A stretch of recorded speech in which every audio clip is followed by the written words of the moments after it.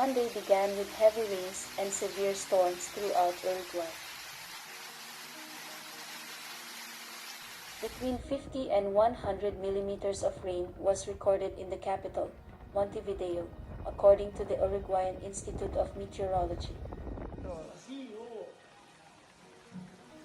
The period of the most intense rains was between 5 and 7 a.m., when several streets and blocks were flooded. A significant number of houses were affected by the flooding, with water almost completely covering the vehicles on the streets. So far, 12,000 users have been left without electricity in Montevideo due to bad weather. Our teams have been working since dawn and we have provided all the resources to solve an unprecedented problem, the municipality of Montevideo said.